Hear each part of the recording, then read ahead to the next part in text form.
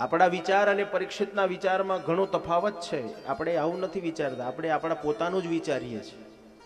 બસ મારા એકલાનું તરભોણું ભરાય એટલે જગ નાયા, બીજાનું જે થવું હશે એ થશે, મારે શું. આપણા સંકુચિત વિચાર છે, જ્યારે પરીક્ષિતના વિશાળ વિચાર છે. પરીક્ષિત એમ ન બોલ્યો કે મહારાજ મારા એકલાનું કલ્યાણ થાય, આપ તેવી મને કથા કહો. પણ પરીક્ષિત બોલ્યો મારા એકલાનું નહીં પણ બધાયનું કલ્યાણ થાય, આપ તેવી મને કથા કહો.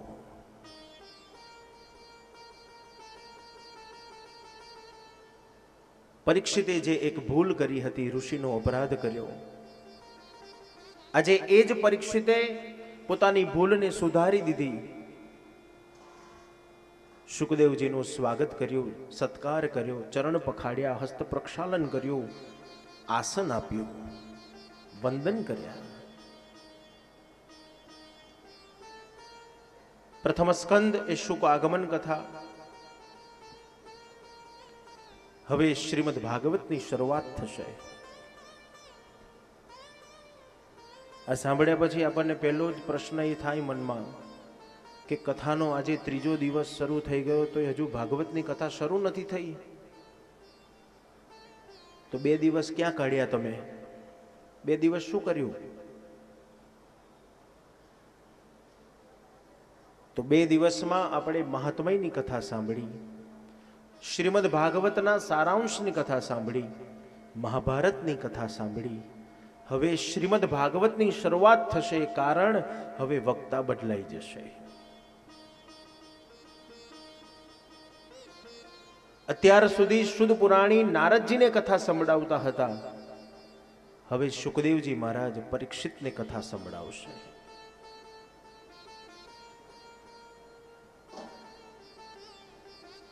પરીક્ષિતે શુકદેવજીને પ્રશ્નો પૂછ્યા. મહારાજ, જગતની ઉત્પત્તિ કેવી રીતે થઈ, તેનું ભરણ પોષણ કેવી રીતે થયું, આપ તે મને સમજાવો. પણ મહારાજ, મને સૌથી પહેલો મારા મનનો પ્રશ્ન એ છે, મારા મનનો સંશય છે, આપ સૌથી પહેલા મને એ દૂર કરો કે મને શા માટે શ્રાપ લાગ્યો, શા માટે મને તક્ષકનો દંશ થશે?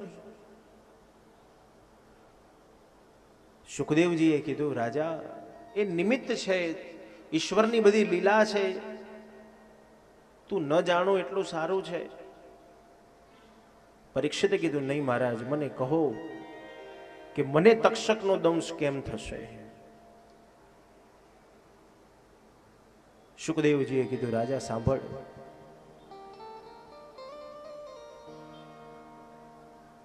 જ્યારે પાંડવો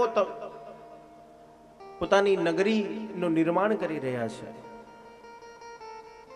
ઇન્દ્રપ્રસ્થનું જ્યારે રચના થઈ રહી છે, અને એ સમયે ઇન્દ્રપ્રસ્થની બાજુમાં એક વિશાળ જંગલ હતું. ભગવાન દ્વારિકાધીશે અર્જુનને કીધું કે તમે નગરની રચના કરો છો, વાંધો નહીં, પણ આ જંગલને કાપશો નહીં, આ જંગલને દૂર ન કરશો. પણ અર્જુને ભગવાનનું ન સાંભળ્યું, અને અર્જુને એક બાણ છોડ્યું અને આખું જંગલ સળગાવી દીધું. એ જંગલમાં અનેક સર્પો રહી રહ્યા હતા. એમાં એક તક્ષકનો પરિવાર પણ એ જંગલમાં હતો.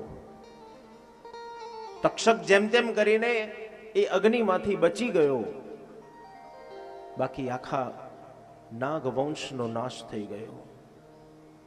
અને એ સમયે તક્ષકે પ્રતિજ્ઞા લીધી હતી, જેણે મારા પરિવારને નાશ કર્યો, મારા પરિવારને જેણે દૂર કર્યો, એને પણ હું દંશ દઈશ.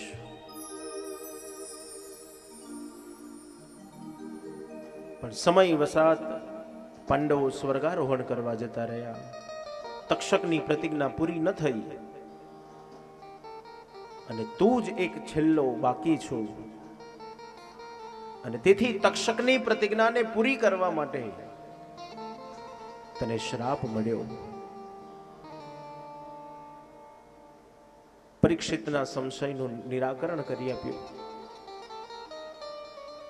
કઈ વાંધો નહીં મહારાજ, મને તક્ષકનો દંશ થશે કોઈ વાંધો નહીં, પણ મૃત્યુ આવે એ પહેલા હું મારા જીવનને મંગલમય બનાવી દઉં.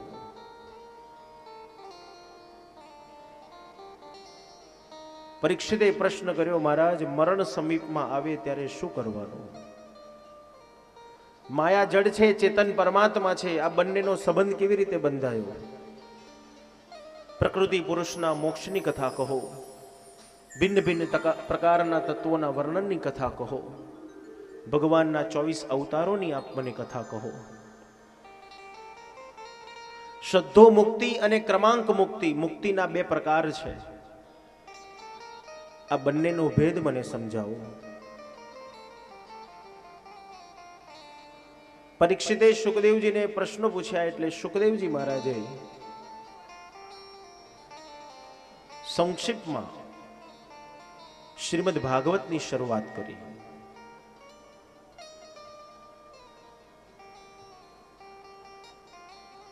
શુકદેવજી મહારાજ જવાબ આપે છે, વર્યાન સુતે પ્રશ્ન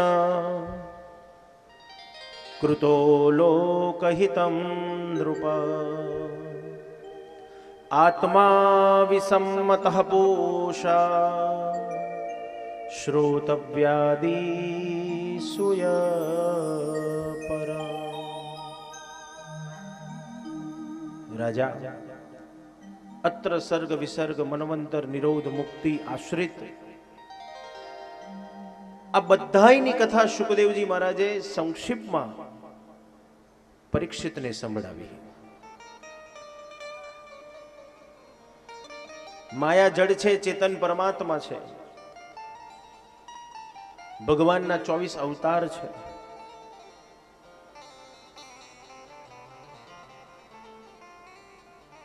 ભગવાન નારાયણના 24 અવતાર, એમાંથી મુખ્ય 10 અવતાર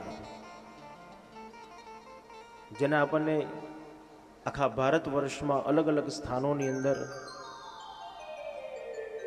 અલગ અલગ રૂપમાં ભગવાનના મંદિર જોવા મળે છે.